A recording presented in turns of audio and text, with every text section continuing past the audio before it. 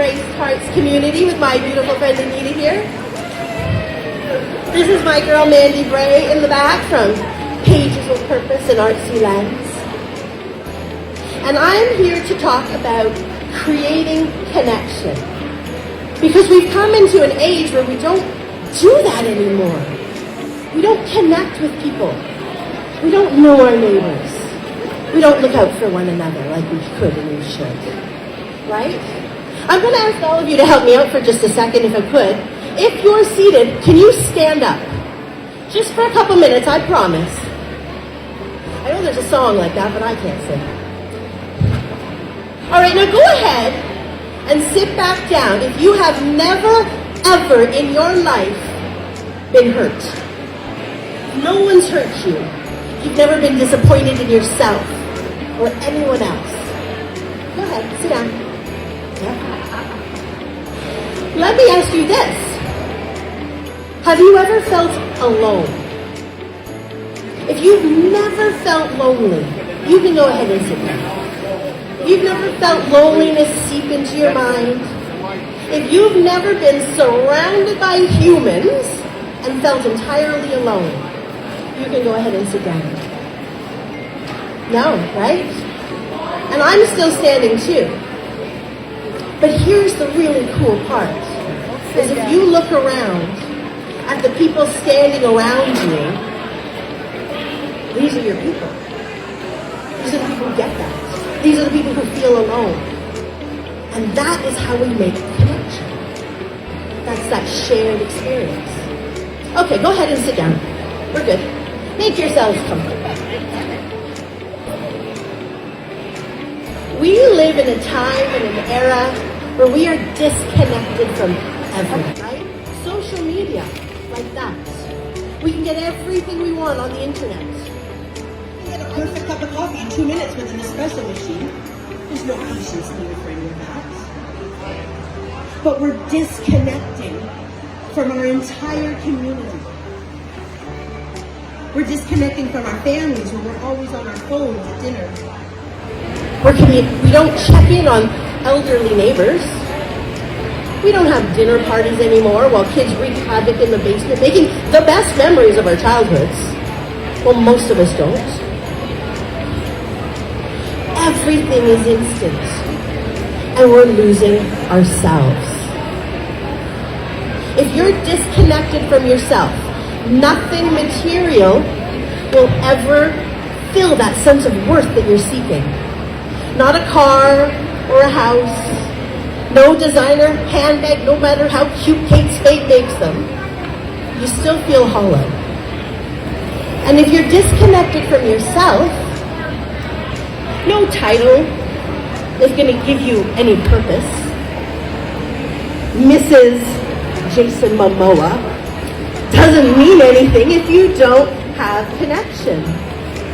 You could become a doctor, you could become a mom, but you need to connect to yourself first. I know this because I had all the shoulds. I had all the shoulds. I lived the life I was supposed to live. I had the house, I had the Benz, I still have great kids. I had it all, and I was miserable. But I'm not a victim. My ex-husband isn't even a villain. He's a great guy, which makes this so much worse for me. I created my prison, and I had no way out. We have social media taking over the world. I can't even keep up. My kids ask me to snap them. I don't snap, I snap. You know. But if you were to reach out on social media for help, what happens? Now you're asking for attention, seeking attention. Stop looking for attention. My dad wrote the manual on that. Well, what if we change one word? What if we're no longer seeking attention and we're looking for connection? If you change that, if you say, I'm seeking connection, it all changes. Look at a toddler. Look at a 3-year-old having a temper tantrum on the ground. And we scream at them, we say, stop seeking attention. But what if we said to saw a toddler and we realized they're seeking connection? They're looking for that heart-to-heart safety of connection. And we're not giving them that. So how do we do that? How do we step into connecting to each other in this era that's taking it all away from us? We're social creatures. Human beings require connection to survive. We are the only species out there that will not survive without connection. You have a baby, the first thing they do is they put it on your chest, skin to skin. You want to punish somebody, you're in a timeout, you're in isolation, you're taken away from people. That's the worst thing you can do. And I found myself at 40, single mom now to 4 kids. That is super fun to write on a dating app in Barrie. I'm not wrong. Staring in a mirror at a reflection of a stranger. Where did I go? Who am I? How did I lose all of that? Because I did. I wasn't there. And I knew in that moment if I didn't figure it out soon, I wasn't going to be long in this world. And I dug in and I did the work. But the fun part was the work. Because what I did was I started to play. I got 4 sets of eyes, little sets of eyes, staring at me like, well, now what? And I had no answers. But me laying in bed in tears wasn't going to help them. So I had 2 choices. I show them this, or I step out and I show them something else, so they don't recreate this. And here's what we did. We started playing. Instead of laying in bed crying all day, we went outside on hikes. We went looking for things. Rocks. My son loves collecting rocks. And as a mom tip, by the way, if anybody has a child with ADH who never shuts up, you get them to go pick up stones for hours. They will wear out.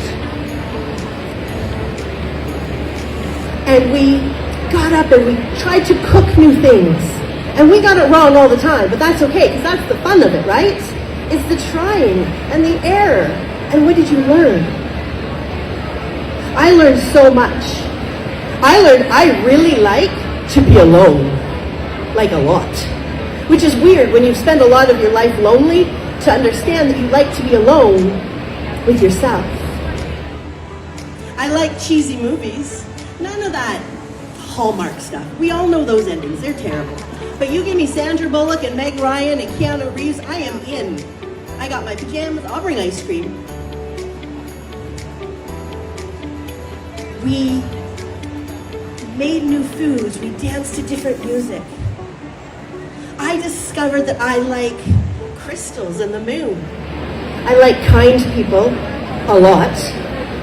I love camping. And I know, I'm super aware, but I love it. And the more I stepped into doing the things I love, just one at a time, you don't have to take the whole world on. One thing at a time, the more I did things that I love, the more connected to myself I became, naturally. And my kids saw this. And that was the best thing I could give them, to see that transition, to show them how to pull themselves up. And we go camping all summer. And we trade in our cell phones and our Wi-Fi and our video games for an old camper and kayaks and a lake and bonfires and throw pillows and air conditioning. I admit it's glamping. I'm totally fine with it, but I still love it. But the best part is I learned how to connect to myself. And I showed my kids. And now my kids have their very strong personalities. But they know who they are. If I asked you, what makes you happy? What do you think about first? What song comes on that you just instantly start to dance to? In a grocery store. Hard rap from the 90s. And I'm momming it all the way through the vegetable aisle. What excites you? If you're not excited about life, you're on autopilot. And so if you can come up with those answers, that's amazing. But if you can't, then this is me inviting you to try.